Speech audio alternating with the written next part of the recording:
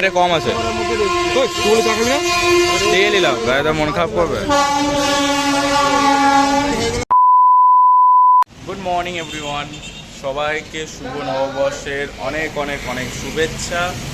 আর সবাই খুব ভালো থাকুন অ্যান্ড শুভবর্ষ খুবই ভালো কাটুক। আর নববর্ষে সবাইকে প্রচুর শুভেচ্ছা, খুব খুব খুব ভালো করে নববর্ষ। তো শুরু হচ্ছে আজকে ছোট্ট একটা ব্লগ আমাদের নববর্ষ উপলক্ষে, নতুন বছর উপলক্ষে। আর এই যে আমরা এখন আছি আমার নিজেদের দোকানে, তো আজকে আছে আমাদেরও হালখাতা, তো তারই প্রিপারেশন চলছে।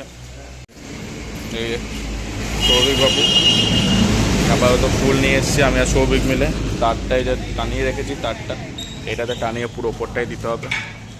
কাকিমা চারিদিকে এখন আলপনা আঁকা আঁকি করছে। এই যে আর এইদিকে মা প্রিপারেশন নিচ্ছে ফল টল কাটার। আর এই যে আমাদের ঠাকুরগুলো এখানে রাখা হয়েছে পরিষ্কার করে, প্রিপারেশন চলছে।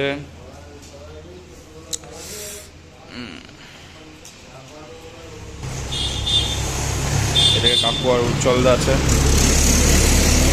আম পাতা টানানো হচ্ছে আপাতত। এদিকে আম পাতাগুলো অনেকটা টানা আছে, ফুলগুলো ছিঁড়ে যাচ্ছে কেন দেখি।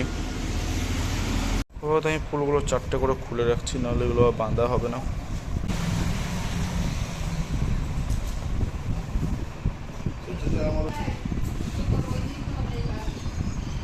ঋত্বিক দত্ত এসে পৌঁছেছে।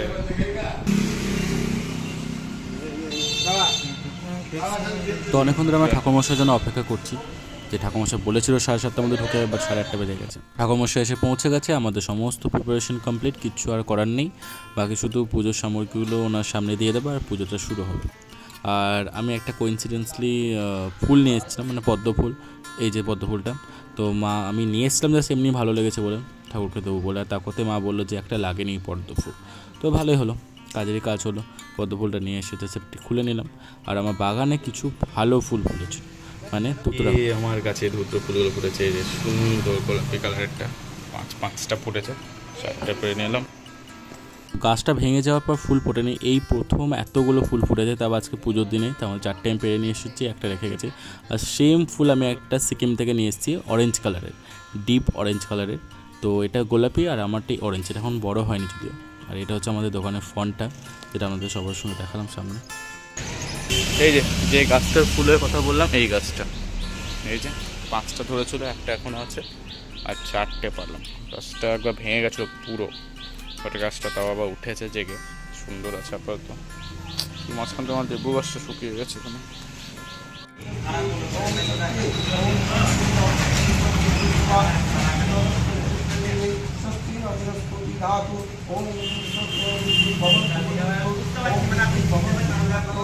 ঠাকুরমশাই সত্যি খুব ভালো পুজো করে, মানে এনাকে বলা হয়েছে এই কারণে উনি আমাদের নিত্য পুজো করেন, মানে রোজ দোকানে যে নিত্য পুজোটা হয় সেটা উনিই করেন, তার জন্য ওনাকেই বলা হয়েছে। আর এই বছর আমাদের প্রথম, মানে আমার বিজনেসের, মানে আমাদের 3 ভাইয়ের যে বিজনেসটা, তো সেটাতে আমাদের এটা প্রথম নববর্ষ আর প্রথম হালখাতা, তো তার জন্য ওনাকেই বলা হয়েছে, কারণ উনি নিত্য পুজো করেন। আর সত্যি অসাধারণ পুজো করছিল, অসাধারণ, খুব ভালো পুজো করেছে।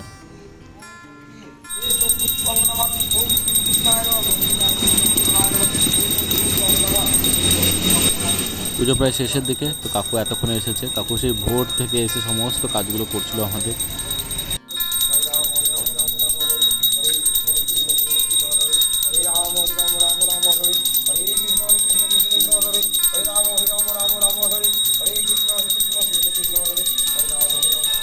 তো ওদিকে পুজো এবং হালখাতা এবং দোকানে ব্যস্ত থাকার কারণ আজকে বাড়ি আসাই হয়নি, আর পাখিগুলো ঠিক করে দেখা হয়নি। তো আমি এখন দুপুরে এসেছি খেতে, তো এই ফাঁকে আমি দেখলাম চাদরগুলো দিয়ে দিই পুরো, কারণ প্রচুর রোদ ঢুকছিল, ওদের জন্য খুব কষ্টকর। তো রোদ ঢুকছে, আমি এই সময় খেতেও দিয়ে দিই একেবারে। তো ওদিকে সবাইকে একদম খেতে দিয়ে দিলাম, ওরা জাস্ট খাওয়া শুরু করেছে যে। আর আমার ককটেলের বাচ্চাটা কন্টিনিউয়াসলি চিৎকার করছে, এটা যদিও ককটেলের বাচ্চা, আমার লাভবার্ডগুলো মানুষ করছে। তো সত্যি খুব ভালো বলো, ওর নিজেরও দুটো বাচ্চা আছে এখানে, এই যে এরা নিচের, এই যে এদের নিচেরই এই যে ককটেল দুটো, কোকি আর কিক, এরা দুজন শয়তান দুটো। বাচ্চা হওয়ার পর এরা মানুষ করে না, তো এদেরই বাচ্চা মানুষ করছে ও। বাচ্চাটা পুরো কোকির মতো দেখতে হচ্ছে, মায়ের মতো। আর বাকি এইদিকে যে পাখিগুলো আছে ওগুলোকেও আমি ঠিকঠাক খাবার দিয়ে দিয়েছি, এখন খাক।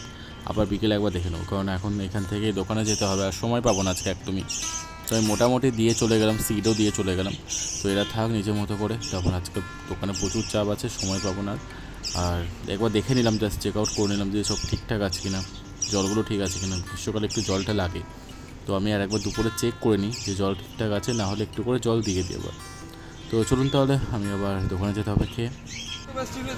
তার আগে বেরিয়ে যাবে।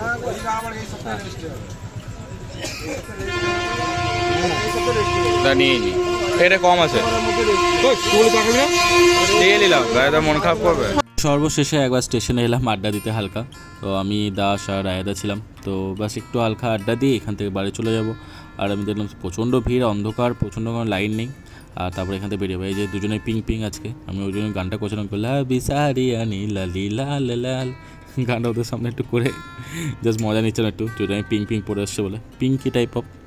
তো চলুন এক কাপ চাই আজকে ব্লগটা শেষ করি। আশা করি ব্লগটা আমাদের ভালো লাগবে আর নববর্ষ সবারই খুব ভালো কাটুক। Thank you so much.